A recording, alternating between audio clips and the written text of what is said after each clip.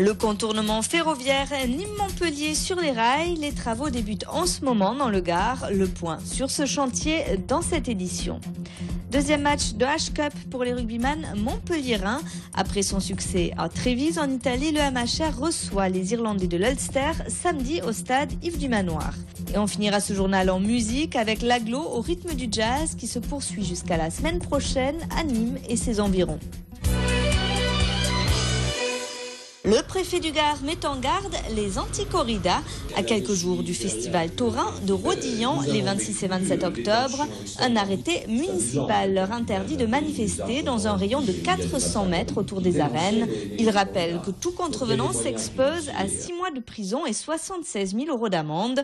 En octobre 2011, lors de la finale de Graines de Torero, les militants du CRAC, le comité radicalement anti-corrida notamment, avaient investi la piste de Rodillan.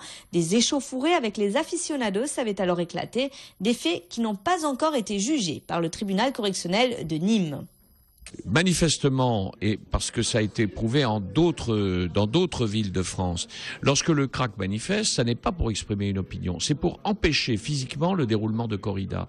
Donc je mets en garde les gens du CRAC, les responsables du CRAC et ceux qui s'associent à eux, sur le fait que les corridas sont autorisées dans le sud de la France. Les personnes qui vont aux corridas ont le droit d'y aller, ce sont des spectacles taurins qui sont autorisés, on peut le déplorer, on peut penser ce qu'on veut, mais ils sont autorisés.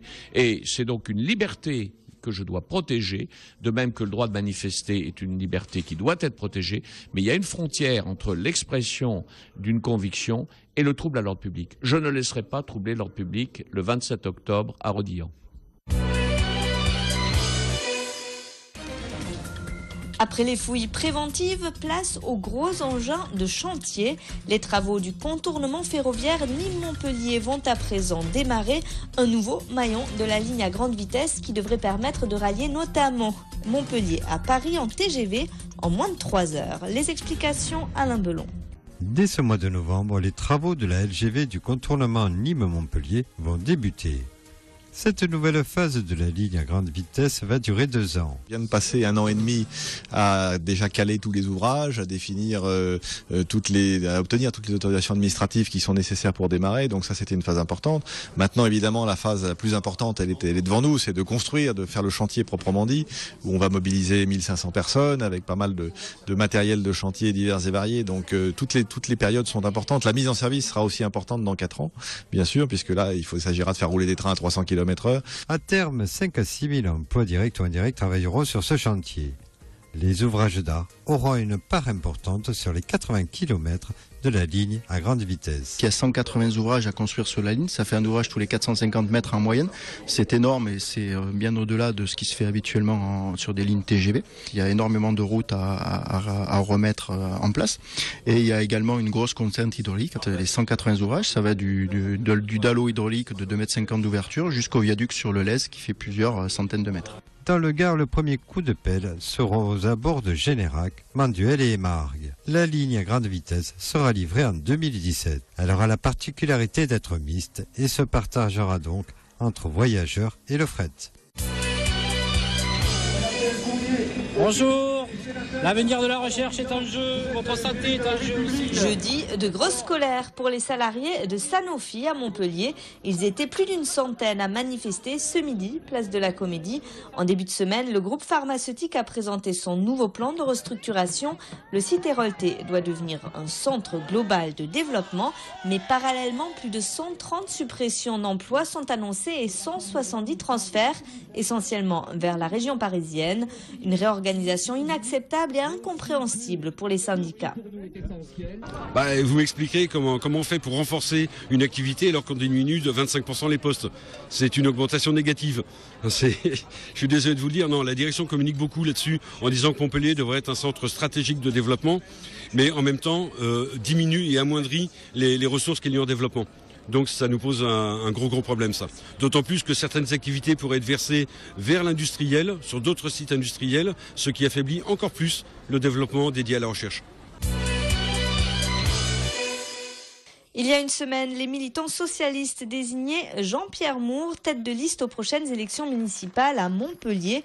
Un scrutin qui ne s'est pas déroulé sans accroc. Le président du Conseil général de l'Hérault avait pointé des dysfonctionnements au moment du vote. Une colère qui semble aujourd'hui apaisée. Je me suis mis en colère lorsque j'ai vu qu'on donnait à la démocratie une image qui ne me convenait pas. C'est-à-dire vraiment une inflation incroyable du nombre de votants alors qu'elle n'était pas attendue. Le jour même du vote, 100 votants qui n'avaient pas été répertoriés par les instances de la fédération. Et donc tout ça m'a fort déplu et je l'ai dit.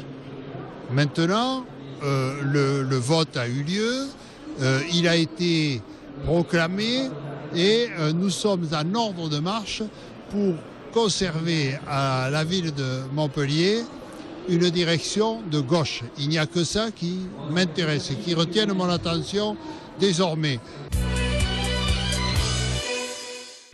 Au MHR, depuis le début de la semaine, les rumeurs de départ s'amplifient, notamment de Mamouka Gorgodze vers Toulon ou encore du capitaine emblématique Fulgence Ouedraogo.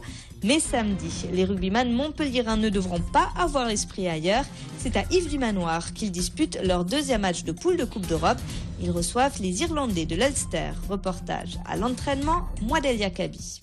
L'Ulster, ce n'est pas Trévise. Voilà ce que répètent les Montpelliérains depuis une semaine.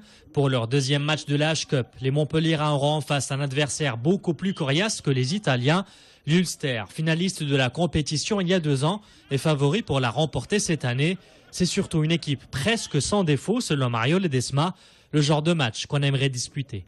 J'aurais aimé la jouer, Mais c'est pour ça que je suis excité pour eux. C'est un super match à jouer. J'espère qu'on se regardera tous. Voilà. Un adversaire qui a encore hissé son niveau de jeu cette année et qui rappelle de mauvais souvenirs à Fabien Galtier. Avec Colomiers, donc j'ai perdu une finale de Coupe d'Europe contre un 99 et avec le Stade Français on est allé 2-3 fois. On y a perdu, plus souvent qu'on y a gagné. Moi je crois que j'ai gagné une fois dans le Stade Français et j'ai perdu 2-3 fois. Ça a toujours été difficile. Hein. Il faut s'attendre à un grand match, donc à Yves du Manoir, avec pour les Montpelliérains la pression du résultat à domicile, puisque pour s'extirper de cette poule, il faudra engranger des points. Il faut au moins 4 victoires, voire 5 pour se qualifier. Donc il y en a une, il en faut encore 3. Les Montpelliérains auront ce samedi l'occasion de confirmer les bonnes performances de leur début de saison et se jauger à ce qui se fait de mieux en Europe.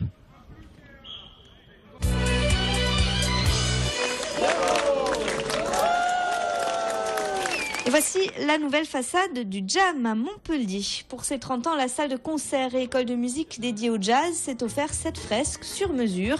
Pour cette création, Al Sticking et Salamèche ont eu carte blanche. Sur les 150 mètres carrés de crépi, le collagiste et le graffeur ont créé une composition de personnages liés à la musique. Un projet qui a pu aboutir grâce au financement participatif. Et l'idée, parce qu'on avait une surface énorme, puisque c'est plus de 150 mètres carrés à décorer, on s'est dit, pourquoi pas la donner à 2 street artistes, puisqu'on est dehors, on est dans la rue, ça correspond à l'ambiance du quartier.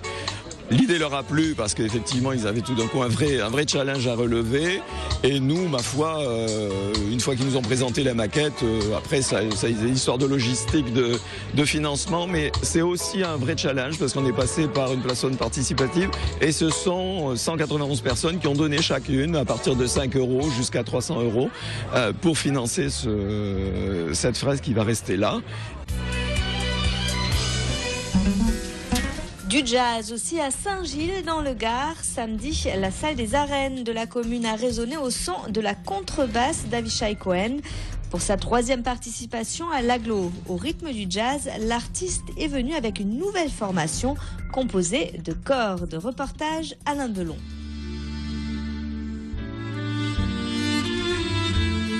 La salle était comble pour la 8e soirée de l'Aglo au rythme du jazz à Saint-Gilles. Comme tête d'affiche ce soir-là, c'était le contrebassiste Avishai Cohen. C'est un musicien qu'on connaît, qu'on a déjà eu plusieurs fois à Nîmes, qui est venu faire des masterclass et tout au conservatoire, et en concert de jazz 70, de nos concerts qu'on fait dans l'année. Et donc il revient avec une formation, là, avec des cordes et tout, c'est nouveau, il chante.